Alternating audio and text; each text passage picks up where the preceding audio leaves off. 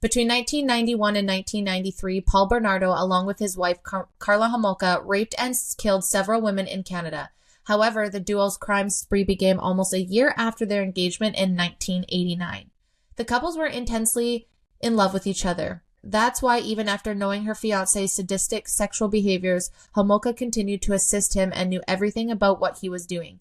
Eventually, the authorities and media started calling them Ken and Barbie killers. Bernardo started committing sexual misconduct years before he got an accomplice. According to the Daily Mail, the culprit started his crime spree in 1987. And in just 13 months, he had raped several young girls in Scarborough, Canada. So that's in Ontario. The rapist would grab his victims from behind and sexually abuse them. He would rape them from behind so the victims couldn't see his face. In the meantime, Bernardo met Karla Homolka and fell in love with her. After their engagement, Homolka got to know the real Bernardo, a man who raped multiple young women. Soon after, Homolka became his accomplice and assisted her fiancé in committing more crimes, including murders. The couple raped and killed 2 young women between 1991 and 1992.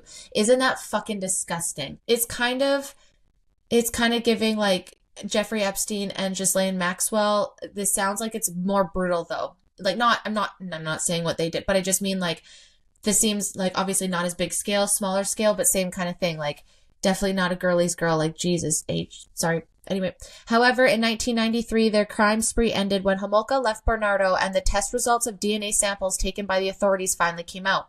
In February 1993, the police apprehended Bernardo and charged him with 9 different counts. 2 years later, the court found Bernardo guilty and sentenced him to life in prison without the possibility of parole.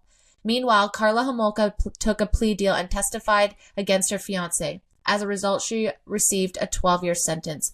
Girl, you should receive just as much in my opinion. Just as much as in my opinion. After getting out of prison, Homolka moved to Montreal and reportedly lives there with her second husband and their kids. Meanwhile, the authorities recently moved Bernardo to Mackenzie Institution, Quebec. Blech. Why are Paul Bernardo and Karla Homolka known as Ken and Barbie killers? Karla knew everything about her fiancé's dirty crime and chose not to tell anyone about it. In December 1990, Homolka helped Bernardo in drugging her young sister so that Bernardo could have sex with her. As per the Daily Mail, she slipped the sleeping pills in her sister's drink and Bernardo allegedly raped her. The same report also mentions that he ordered Homolka to sexually abuse her sister as well.